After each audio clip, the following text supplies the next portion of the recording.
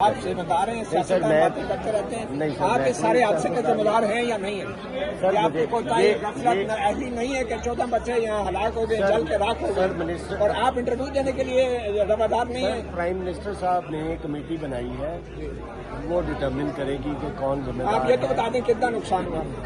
سر 14 لوگ، یہ پہلی دفعہ ہوا میں، یہ 14 بچے جو ہے وہ شہید ہوئے ہیں ہمارے، اور سارے جو سیفٹی میجرز تھے وہ ان پلیس ہیں۔ ان شہیدوں کو مارنے والے کافر کون ہیں؟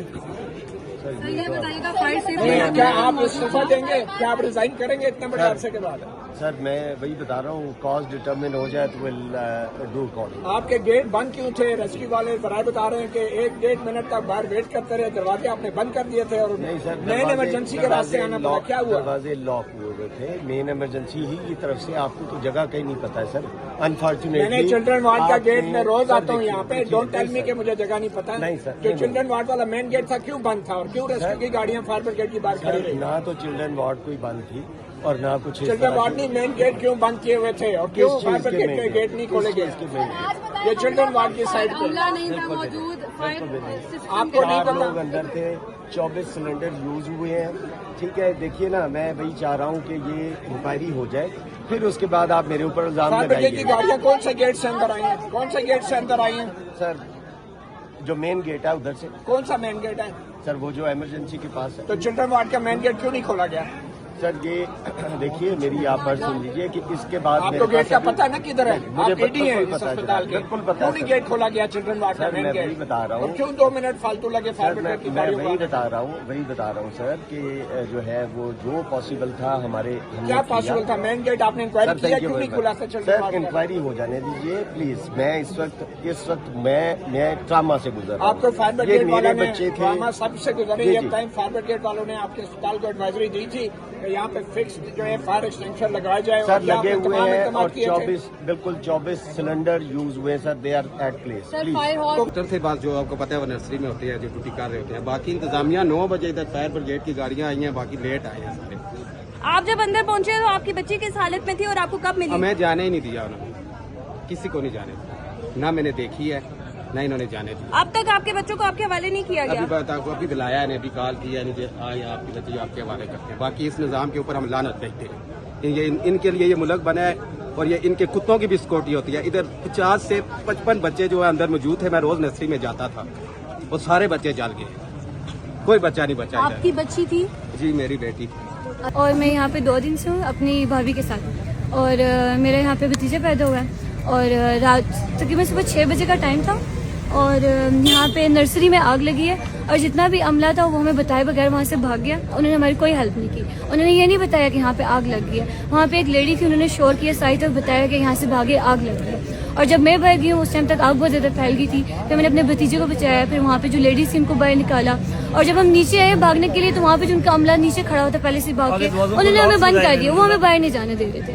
وہ کہتے کہ آپ نے باہر نہیں جانا، کہ بات پھیل جائے گی، اس طرح کا وہ کچھ کہہ رہے تھے، اور ہم ان کو کہہ رہے ہیں ہمیں باہر جانے دیں، لیکن وہ ہمیں باہر نہیں جانے دے رہے تھے۔ اور ان کی اسی غفلت کی وجہ سے اوپر کافی بچے بھی جلے ہیں، اور اب ہم کیا ہی کر سکتے ہیں، اوپر کافی بچے جلے ہیں، ان کی ڈیتھ وغیرہ ہو گئی ہے۔ اور جو میرا جو بھتیجا ہے وہ اللہ کا شکر ہے وہ سیف ہے، کیونکہ اس کو میں خود لے کے آئی تھی۔ ڈاکٹر کا ایک بچہ بھی نہیں آیا سامنے۔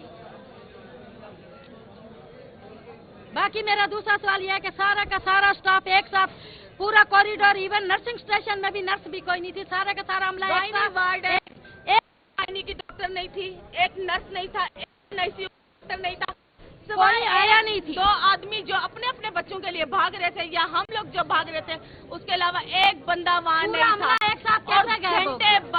گھنٹے بعد یہ ڈاکٹر رمشا اور 2 ڈاکٹر NICU کے، تینوں ڈاکٹر یہ لوگ نیچے سے بھاگتے ہوئے آ رہے تھے۔ یہ جواب دیں کہ یہ NICU لاک کر کے کیوں گئے؟ میں NICU میں خود بھاگ کے گئی ہوں، NICU ہم نے لاک کہا تھا۔ ہم اپنا بچہ جلتا جیسا بھی ہو نکالے، آگے وہ لاک لگا NICU ہوا ہے۔ لاک تھا، کیوں لاک تھا؟ مجھے اس بات کا جواب دیں۔ اور سارا سٹاف ایک ساتھ کیوں گیا تھا؟ یہ اللہ کی کوئی قدرت نہیں ہے آگ لگنا، یہ ان لوگوں نے جان بوجھ کے کیا ہے، یا بچے غائب کیے ہیں یا جلائے ہیں، یہ جان بوجھ کے کیے ہیں، یہ اللہ کی قدرت نہیں ہے۔ اللہ کی قدرت تھی دروازے کیوں لاک ہوئے؟ ڈاکٹر کدھر تھے؟ ایک ڈاکٹر کا ایک بال نہیں جلا، صرف بچے جلنے تھے۔ میں نہیں مانتی ڈاکٹروں کے غائب ہونے پر یہ آگ کیوں لگتی ہے؟ اور ڈاکٹر کو کسی ایک ڈاکٹر پورا عملہ غائب پورے ہونے کے بعد ہاسپٹل کو اٹھا کے لاؤ، ایک ڈاکٹر، ایک نرس، ایک اسٹاف، ایک ان کے یہ بیلفورڈ والے، کسی ایک کو ایک خروچ بھی آئی ہے؟ बच्चे जल गए। मेरा बेटा 3 दिन से है, 3 दिन से था। कैसे कह सकते हैं कि जल गए बच्चे? एक बंदा और नहीं जला, एक कुछ नहीं जला। एक आदमी इनका कहता है कि हम लोग बड़े लोगों को बचा रहे थे। क्यों? बड़े लोग पाँव से चल नहीं सकते थे, तुम लोग उनको बचा रहे थे। तुम लोग बच्चे छोड़ के बच्चों को लॉक लगा के कहाँ दफा हुए थे? उसके 2 घंटे बाद यहाँ पे रेस्क्यू आई है, 4 घंटे बाद पुलिस आई है, यहाँ पे चस्के लेने आए हैं। ACDC सारे यहाँ पे चस्के लेके अंदर बाहर घूम फिर के चले गए। इनमें से किसी एक का बच्चा जला तो मैं देखती कि ये कैसे बैठे हैं। आप बताओ, आप में से किसके बच्चे को आग लगी होगी? आप स्कूल से बैठे होगे, आगे से कहते हैं नहीं डॉक्टर। मैं यहाँ पे पिछले 15 दिन से हूँ। यहाँ का नर्स स्टाफ, जलील तरीन स्टाफ, मैं बताती हूँ, पैसे ना दो तो यहाँ पे ये लोग काम नहीं करते।